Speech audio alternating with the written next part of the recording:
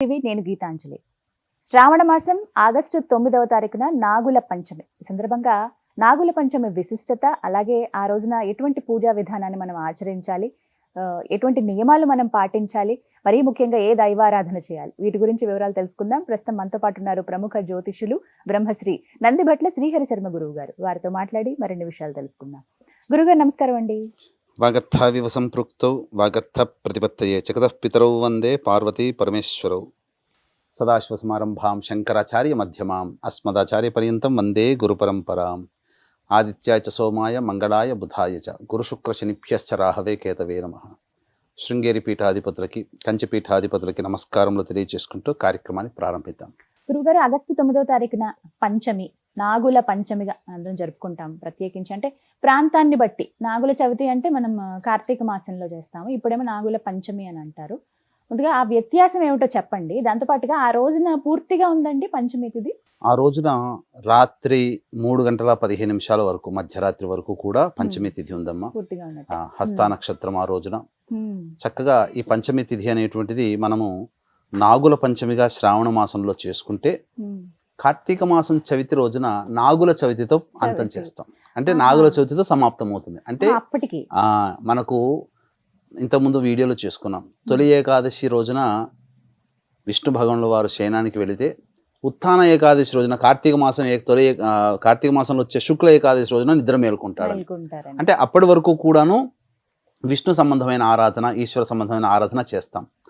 కానీ ఈ నాగుల పంచమి రోజున నాగదేవతారాధనని ప్రారంభించి కార్తీక మాసంలో చవితి రోజున సమాప్తం చేసేటువంటి దాన్ని, ఇది కూడా ఒక వ్రతం కిందనే. అందుకనే పంచమికి ప్రారంభించి చవితికి సమాప్తం చేస్తాం. అంటే పంచమి వెనకాల చవితే కదా, చవితి తర్వాత పంచమి కదా. అందుకని కార్తీక మాసంలో వచ్చే చవితిని నాగుల చవితిని, శ్రావణ మాసంలో వచ్చే పంచమిని నాగుల పంచమిని, ఈ పంచమి నుంచి కార్తీక మాసం వచ్చే చవితి వరకు కూడా ఈ యొక్క నాగదేవత ఆరాధన ఒకప్పుడు ఉండేది. పూర్వకాలంలో ఒక నియమంగా 4 నెలల పాటు పూజించేవాళ్ళు.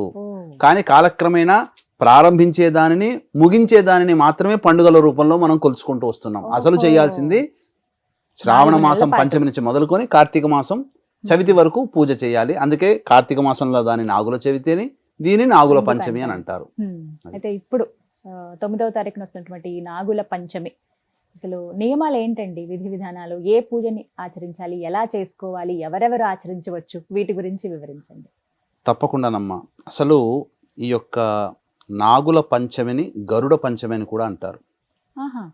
అంటే ఈ నాగుల పంచమిని ముఖ్యంగా నాగదేవత ఆరాధనలో భాగంగా చేస్తారు. అంటే ఎవరి జాతకంలోనైతే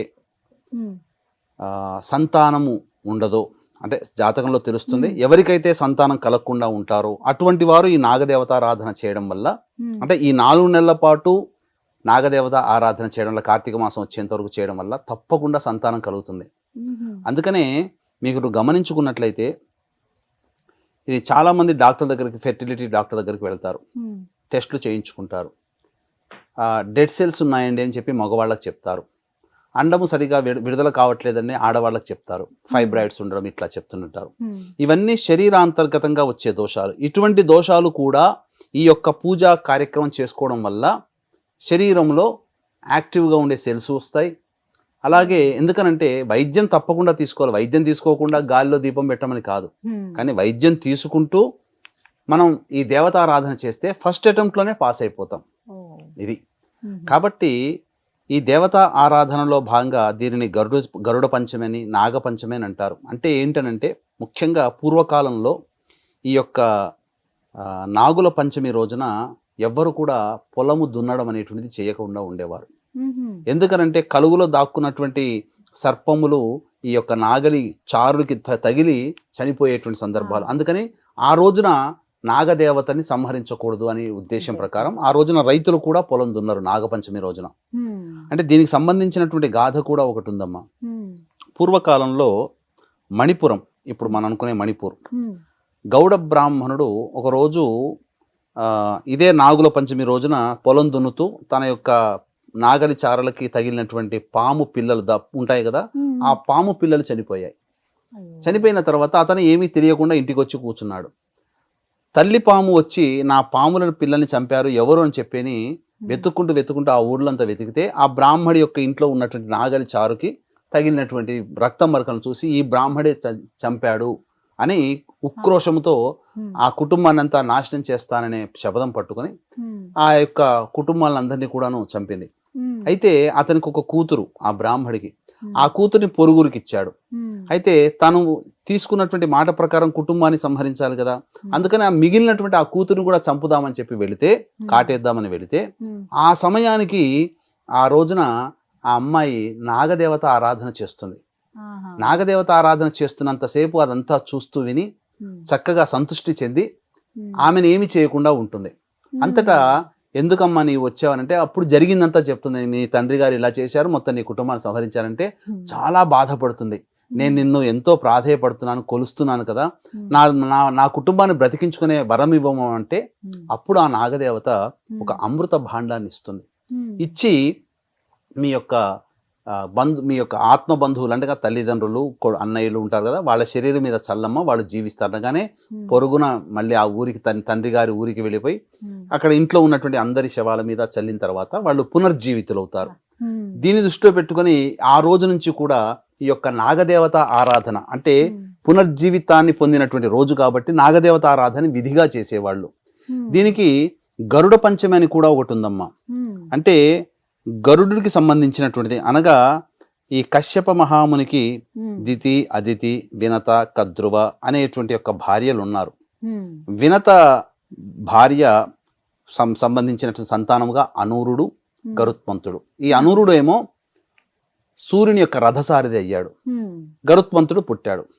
అయితే వీరి పుట్టుకకు ముందు అంటే వీరు చిన్నతనంలో ఉండగానే వినత, కద్రువ అందమైనటువంటి సంతానం కలిగింది, ఎప్పుడు ప్రేమంతా కూడా వినత మీద చూపుతున్నాడు అని చెప్పి ఈ కద్రువ ఏం చేసిందంటే అసూయతో ఎలాగైనా కానీ దాసి చేసుకోవాలని అనుకున్నది వినతని, అనగా అక్కని. అప్పుడు ఈ క్షీరసాగర మధురంలో ఉచ్చైశ్రవం అనేది బయటపడింది. అంటే లక్ష్మీ అమ్మవారితో పాటుగా చంద్రుడు, ఇవన్నీ ఉచ్చైశ్రవం కూడా అంటే అమృతంతో సహా ఉచ్చైశ్రవం కూడా పండింది. అంటే బయటపడినప్పుడు అంటే ఉచ్చైశ్రవం అంటే అది స్వర్గలోకంలో స్వేచ్ఛగా విహరించేటువంటి గుర్రం. అంటే దానికి రెక్కల గుర్రము ఉంటుంది కదా, ఆ రెక్కల గుర్రము తెల్లగా ఉంటుంది. అయితే ఈమెను ఎలా అయినా కానీ ఓడించాలి అని చెప్పి అంటే ఒక సుందరమైనటువంటి రోజున ఆ ఉద్యానవనంలో ఇద్దరు అక్క చెల్లెలు తిరుగుతూ ఉంటే ఉచ్చైశ్వరం కనబడుతుంది, ఆకాశంలో దూరంగా కనబడుతుంది. అప్పుడు ఈ వినత ఏముంటుందంటే, చూసావా ఉచ్చైశ్వరం ఎంత అందంగా ఉందో అంటే, ఏముందే ఏమందం, ఆ యొక్క తోక అంతా నల్లగా ఉంది కదా అని అంటుంది. లేదు లేదు, తోక అంతా మొత్తం అంతా తెల్లగా ఉంది, మొత్తం శరీరం అంతా తెల్లగా ఉందంటే నా కంటికి నల్లగా కనబడుతుంది, కావాలంటే రేపు వచ్చి మళ్ళీ చూద్దాం, నలుపు కనబడుతుంది, ఒకవేళ నలుపు అయ్యితే నువ్వు నాకు దాసి కావాలి, తెల్లగా ఉందనంటే నేను నీకు దాసిని అవుతానని చెప్పి కద్రో చెప్తుంది. ఈ కద్రో సంతానం ఎవరంటే నాగజాతి. ఈ నాగజాతి దగ్గరికి వెళ్ళిపోయి, నేను తల్లిగా నేను మిమ్మల్ని అడుగుతున్నాను, మీరందరూ కూడా ఆ తోకని పట్టుకొని వేలాడండి, అప్పుడు నల్లగా కనబడుతుంది, నేను గెలుస్తాను అంటే ఎవ్వరు కూడా నాగజాతి వాడు ఈ అధర్మం అమ్మ, నువ్వు చేసేది అధర్మము కాబట్టి నేను మీకు సహకరించమమ్మా అని చెప్పి నాగజాతి చెప్తుంది. ఒక తక్షకుడు తప్ప. పక్కకు వచ్చిన తక్షకుడు ఉంటాడు కదా, ఈ అందరినీ కూడా భవిష్యత్తులో జనమేజయుడు చేసే సర్పయాగంలో మీరందరూ హతమవుగాక అని చెప్పి శాపం ఇచ్చేస్తుంది. తర్వాత తక్షకుడు బయటకు వస్తాడు కదా, ఆ తక్షకుడు అమ్మ నేను వచ్చిన మాట నేను నెరవేరుస్తానమ్మా అని చెప్పి ఉచ్చైశ్రవం తోకకి మొత్తం చుట్టుకుంటాడు. నిజంగానే తెల్ల మరుసటి రోజు వచ్చి చూస్తే నల్లగా కనబడుతుంది. ఇక నేను ఓడిపోయానని చెప్పి వినత దాస్యం. అయితే ఇది చిన్నతనంలో జరిగినటువంటి సంఘటన గరుత్మంతుడికి, అనూరుడికి. వాడు పెరిగి పెద్ద అయిన తర్వాత ఈ అమ్మాయి మా అమ్మకి కలిగిన దాస్యం నుంచి విముక్తి చేయాలని చెప్పి అప్పుడు కద్రువని అడిగితే, అప్పుడు కద్రువ ఏం చేస్తుందనంటే, తన సంతానము పూర్తిగా అమరులు ఇవ్వాలి, నా కడుపున పుట్టిన సంతానం అని చెప్పి గరుత్మంతుడికి ఏం చెప్తుందంటే, ఇంద్రలోకంలో ఉన్నటువంటి అమృత భాండాగారాన్ని తీసుకొనిరా, మాకు ఇచ్చేసేసి మీ అమ్మని దాస్యం నుంచి విముక్తి చేస్తాను అని అంటాడు. అలాగానే ఆ యొక్క ఇంద్రుడితో యుద్ధం చేస్తాడు. యుద్ధం చేసి అమృత భాండాన్ని తెచ్చుకొస్తాడు. తీసుకొచ్చి దర్భల మీద పెడతాడు. పెట్టిన తర్వాత తల్లికి దాస్య విముక్తి అవుతుంది. ఆ దాస్య విముక్తి చేసినటువంటి రోజున ఈ నాగుల పంచమి అయింది. అందుకనే దీనికి గరుడ పంచమి అని అంటారు. అయితే ఇంద్ర భగవానుడు ఏం చేశాడంటే, ఇవ్వడం వరకు అతను ఇచ్చాడు, కానీ దాన్ని అనుభవించే కర్తవ్యము కద్రువకి ఇవ్వలేదు. ఎందుకనంటే నాగజాతికి అందిస్తుంది. నాగజాతి అందిస్తే పాములన్నీ అమరులైపోతాయి. ఈ భూలోకంలో ప్రతి మానవుడిని కాటేస్తుంది విచక్షణారహితంగా అని చెప్పి ఇలా పెట్టిన దర్భల మీద పెట్టగానే తీసుకెళ్లిపోతాడు మళ్ళీ ఇంద్రుడు. అయితే 1-2 చుక్కలు పడతాయేమో. ఆ కద్రువ ఏం చేస్తుంది, మీరందరూ వెళ్ళి అమృత భాండాన్ని తీసుకోండి అని చెప్పగానే అందరూ వస్తారు. వచ్చి ఆ దర్భల మీద ఏమి లేనిది చూసేసి కనీసం ఆ దర్భల మీద ఉన్నటువంటి చుక్కలనైనా తీసుకుందామని నాకుదామని నాలికను చాపుతాయి నాగుపాములు. ఆ చాపడంతో దర్భ చాలా చాలా ఎలా ఉంటుందంటే చాలా షార్ప్గా ఉంటాయి అన్నమాట దర్భ అగ్రాలు. అవి నాలికకు తాకగానే అవి తగిలిపోయి ఆ నాలికలు 2గా చీలిపోతాయి వాటికి. అందుకని ఇప్పటికీ కూడా పాము తెరవగానే చూస్తే 2గా ఉంటాయి. ఇలా తెరవగానే ఇలా ఉంటాయి, విడిగా ఉంటాయి. అప్పటి నుంచి ఆ విధంగా వచ్చాయి అన్నమాట. సో ఇది గరుడ పంచమిగా ఉన్నటువంటిది. అంటే ఈ గోదావరి నదికి 7 ఉపనదులు, అందులో వైనతేయ అనేటువంటిది ఉపనది కూడా ఉంది. వైనతేయుడు అన్న ఎవరు, గరుత్మంతుడే. కాబట్టి ఈ మనకు ఆంధ్ర ప్రాంతంలో ఈ వైనతేయ నది దగ్గరనే గరుడేశ్వరం అనే దేవాలయం ఉంది. అక్కడ గరుత్మంతుడు ప్రతిష్ఠించినటువంటి శివలింగం ఉంది, గరుడేశ్వరుడు. కాబట్టి ఇంకొక కొన్ని ప్రమాణాలు పురాణాల ప్రకారం ఏంటంటే ఈ యొక్క గరుత్మంతుడికి ఈ నాగుపాములకి మధ్య యుద్ధం జరుగుతుంది. ఎందుకంటే వీరిద్దరు కూడా దాయాదులు కదా, అక్క చెల్లెల పిల్లలు కదా. ఏమవుతుంది, వీళ్ళిద్దరికి యుద్ధం జరిగితే తక్షకుడు గెలుస్తాడు, నాగజాతి గెలుస్తుంది, గరుత్మంతుడు ఓడిపోతాడు. అప్పుడు ఓడిపోయినప్పుడు ఈ తక్షకుడు ఏమని అంటాడంటే, మేము విజయానికి గుర్తుగా మా యొక్క మాలని అనగా మా యొక్క చిహ్నాన్ని నీ యొక్క మెడలో వేసుకో అని అంటారు. అందుకనే పాములని మెడలో వేసుకున్నటువంటి విధంగా కొన్ని దేవాలయాల్లో గరుత్మంతుడు కనిపిస్తాడు. ఇది కూడా ప్రమాణంగా ఉంది. కాబట్టి ముఖ్యంగా ఎటువంటి వాళ్ళు ఈ యొక్క వ్రత ఆరాధన చెయ్యాలి అంటే, ఎవరి జాతకంలోనైతే స్త్రీ జాతకంలో ముఖ్యంగా అష్టమ స్థానము గర్భస్థానము, అందరికీ ఆయుస్థానము, కానీ అష్టమ స్థానం గర్భస్థానం. ఈ గర్భస్థానంలో రాహు ఉన్నా, కేతు ఉన్నా, కుజుడున్నా, అలాగే శని ఉన్నా, శని కుజులు కలిసి ఉన్నా, ఎవరి జాతకంలో సంతాన స్థానంలో శని కుజులు ఉంటారో, రాహు ఉంటాడో, కేతు ఉంటాడో, అలాగే శని కూడా ఉంటాడో, వీళ్ళందరికీ సర్పశాపం, కాల సర్పదోషంలో జన్మించిన వాళ్ళు, ఇటువంటి వాళ్ళందరూ కూడా ఈ యొక్క నాగుల పంచమి తిథి రోజున మొదలుకొని ఈ సంబంధించినటువంటి కార్తీక మాసంలో వచ్చే నాగుల చవితి వరకు నాగదేవత ఆరాధన చేస్తారో వాళ్ళకి చాలా శుభాలు కలుగుతాయి. వాళ్ళ జాతకంలో ఉన్న దోషాలు తొలగి సంతానవంతులు అవుతారు. అయితే మహిళలందరూ కూడానమ్మ ఈ రోజున ఏం చేస్తారంటే, పాము పుట్టల దగ్గరికి వెళ్ళిపోయి పాలు తెగ పోసేస్తుంటారు. కానీ చాలా తప్పమ్మా. పాలు తాగితే అజీర్తి, పాములకి వాంతి చేసుకుంటాయి. మనం ఏ ఉద్దేశంతో పోస్తున్నాము, దేవతా సర్పం అనే భావనతో వారికి మనం ఆకలి తీర్చాలనే భావం చూస్తున్నాం. కానీ మనం ఏం చేస్తున్నాం అంటే, వారి ప్రాణానికి మనం ఏదన్నా ఫుడ్ మనం తీసుకున్నాం అనుకోండి, ఫుడ్ ఇన్ఫెక్షన్ అయితే ఆ 2 రోజులు మనం ఎంత బాధపడతాం, నరకం కదా అది. మరి ఆ నరక భావనని మనం పాములకి కలగచేస్తున్నాం. మనమేమో భక్తి భావంతో వెళ్ళి చేస్తున్నాం. కానీ అక్కడ ఏంటంటే నిజమైనటువంటి ఆవు పాలు, ఇప్పుడు అన్ని జెర్సీ పాలు, అసలైనటువంటి నాటు ఆవు పాలని మీకు భక్తి ఉంది, శ్రద్ధ ఉంటే ఆ పుట్టలో 2 చెంచాలు పోయండి. ఆ రోజున చేయమన్నది ఆవు పాలతో రావి చెట్టు కింద ప్రతిష్ఠితమైనటువంటి నాగదేవత విగ్రహానికి అభిషేకం జరపమన్నది. పుట్టలో పాలు పోయి, చాలా మంది ఇంకా కోడిగుడ్లు పెడతారు, ఇంకా కిలోల కొద్ది పసుపు కుంకుమలు తీసుకెళ్తారు, పసుపు కుంకుమలు జల్లేస్తారు. దీని తర్వాత ఈ పసుపు కుంకుమలు జల్లితే కూడా వాటికి ఎలర్జీ, చర్మ సంబంధంగా మనకు ఎలా అయితే ఇబ్బందులు వస్తాయో రోగాలు, పాములకి ఆ పసుపు పడదు. కాకపోతే ఆ పాము పుట్టకి కొద్దిగా బొట్టు పెట్టండి, పసుపు కుంకుమ చల్లండి, అంతే తప్ప మొత్తము జల్లేసుకుంటూ రాకూడదు. అందుకనే ఈ నాగుల పంచమి రోజున ఇంట్లో ఆడవాళ్ళందరూ కూడా విధిగా శుచిగా స్నానం ఆచరించుకొని నియమాన్ని పాటిస్తూ ఇంటికి పసుపు అన్ని గడపకి అద్ది, ఆ గడపకి ఇరువైపులా కూడా పాముతో చేసినటువంటి చిత్రములు లిఖిస్తారు. అలాగే అక్కడ దేవాలయంలో పాము పూజ జరిపించుకొని, అనగా నాగదేవత పూజ జరిపించుకొని అభిషేకం జరిపించి ఇంటికి రాగానే ఒక ఇత్తడి పాత్రలో కానీ లేదా ప్రమిదలో కానీ ఆవు పాలు ఆ గడప ముందర పెడతారు. వీక్షించేటువంటి ప్రేక్షకులు రాగి పాత్రలో పాలు పెట్టకూడదు. శాస్త్రం ప్రకారం ఏంటంటేనమ్మా, చాలా మంది తెలియక ఈశ్వరునికి రాగి చెంబులో తీసుకుని అభిషేకం చేస్తారు. ఎప్పుడైతే రాగి చెంబులో గనక పాలు పడ్డాయో, పాలు తగాయో, అది సురాపానంతో సమానం, మధువుతో సమానం. అంటే అందరూ అనుకునే మందు, అందుకని ఆ మందుతో మనం అభిషేకం చేస్తున్నట్టు లెక్క. చాలా మంది తెలిసి తెలియక ఏం చేస్తారంటే ఈ శాస్త్రంలో ఉంది, రాగి చెంబులో పాలు తీసుకొని చేస్తారు. అది మీరు సారాయితో అభిషేకం చేస్తున్నట్టు భావన దైవ శాస్త్రం ప్రకారం. కాబట్టి ఎప్పుడు కూడా అటువంటి పని చేయకండి.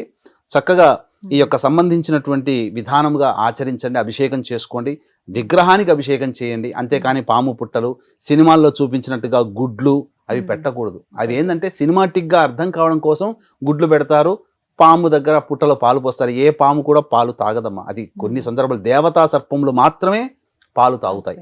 ఆ దేవతా సర్పం మన దగ్గర ఎందుకు ఉంటుంది? ఎక్కడో అడవుల్లో ఉంటాయి, సంచరిస్తుంటాయి, మానవులకి కనిపించవు దేవతా సర్పాలు. మామూలుగా ఉండేటువంటి సామాన్యమైనటువంటి సర్పములు. కాబట్టి ఈ విధంగా గనక నాగదేవత ఆరాధన ఎవరైతే చేస్తారో సంతానం కలగని వాళ్ళకందరికీ సంతానం కలుగుతుంది. నాగ శబ్దం అందుకనే చాలా మందికి పిల్లల్లో నాగలక్ష్మి, నాగ ప్రసన్న, అలాగే నాగరాణి, నాగేంద్ర, నాగరాజు ఇలా పేర్లు పెడతారు. కొంతమంది సుబ్బలక్ష్మి, సుబ్బాయమ్మ, సుబ్బారాయుడు, సుబ్బయ్య, సుబ్బారావు, ఇలా సుబ్బ అనే శబ్దం కూడా మీకు గమనించుకుంటే మోపిదేవి క్షేత్రంలో ఉండే స్వామి వారి పేరు సుబ్బారాయుడు. అందుకనే అక్కడికి వెళ్ళి ప్రదక్షిణ చేయడం వల్ల, పూజ చేయడం వల్ల పుట్టిన సంతానం కాబట్టి సుబ్బలక్ష్మి అనో, సుబ్బారావు అనో, సుబ్బారాయుడు అనో పేరు పెట్టుకుంటారు. ఇవన్నీ కూడా ఎందుకు ఈ విధంగానంటే ఇప్పటికీ కూడా మనకు సైన్స్గా అంతు చిక్కనటువంటిది ఏంటంటే ఈ యొక్క దేవతారాధన చేసినందువల్ల తప్పకుండా సంతానం కలుగుతుంది, మంచి సంతానం కలుగుతుంది. అంటే ఈ యొక్క సర్పములు ఏంటంటే అతి దీర్ఘకాలంగా జీవిస్తాయి, వాటికి ఓర్పు ఎక్కువగా ఉంటుంది, సహనం ఎక్కువగా ఉంటుంది, అలాగే ఏదైనా సాధించాలనే తపన ఉంటుంది. ఆ దేవతారాధన చేయడం వల్ల ఎక్కువ ఆయుష్ కలిగినటువంటి సంతానము, ఓర్పు కలిగినటువంటి సంతానం కలుగుతుంది. అంతేకాకుండా పురుషుడి యొక్క కణాలు గనక మనం టెలిస్కోప్ లో చూస్తే ఎలా కనబడతాయి? పాము గనక తిరిగినట్టుగానే చలిస్తుంటాయి. పాము ఎలా అయితే ఇలా ఇలా తిరుగుతుందో కణములు కూడా ఇలా ఇలా ఇలా తిరుగుతుంటాయి. అంటే మానవ పుట్టుకకి నాగజాతికి సంబంధం ఉంది. ఈ నాగజాతి వల్ల సంతానం కన్నా మహిళలు కూడా ఉన్నారు. నాగజాతి వల్ల అది కర్ణాటకలో కొన్ని ఉదంతాలు మనకు తెలుసు. కాబట్టి పూర్వకాలం నుంచి కూడాను నాగజాతితో మానవ సంబంధం అనేటువంటిది ఉంది. కాబట్టి అవినాభావ సంబంధం నాగజాతికి మానవ పుట్టుకకి కూడా ఉంది. కాబట్టి అందరూ కూడా వివాహమైనటువంటి మహిళలు తప్పకుండా నాగదేవత ఆరాధన చేయడం వల్ల తప్పకుండా సంతానం కలుగుతుంది. అలాగే ఇంతటి పవిత్రమైనటువంటి మాసము కాబట్టి ఆగస్టు 31వ తారీఖు రోజున శని త్రయోదశి వచ్చింది. అందున పుష్యమి నక్షత్రంతో కలిసినటువంటి శని త్రయోదశి కాబట్టి వృషభ, మిథున, కర్కాటక, సింహ, తుల, వృశ్చిక, మకర, కుంభ, మీన రాశిలో జన్మించిన వారికి శని దోష పరిహారార్థమై మా పీఠం ఆధ్వర్యంలో శనీశ్వర హోమాలు, అఘోర పాశుపత మంత్ర హోమం, సుదర్శన హోమం, లక్ష్మీ హోమము, అలాగే రుద్ర హోమం లాంటివి జరిపించడం జరుగుతుంది. కేవలం 1500 రూపాయల రుసుముకి. అలాగే ఒక్కొక్క క్షేత్రంలో ఒక్కొక్క నెలలో ఒక్కొక్క క్షేత్రంలో సంవత్సరం పాటు మీ కుటుంబ సభ్యుల గోతనామాలతో కూడా జరిపించడం జరుగుతుంది. అవకాశం ఉన్న వాళ్ళు కార్యక్రమ తదనంతరం కాంటాక్ట్ చేసి పూర్తి వివరాలు తెలుసుకోవచ్చు. చాలా చక్కగా వివరించారు గురుగారు, ధన్యవాదాలండి. సర్వం శ్రీ ఉమామహేశ్వర పరబ్రహ్మార్పణమస్తు.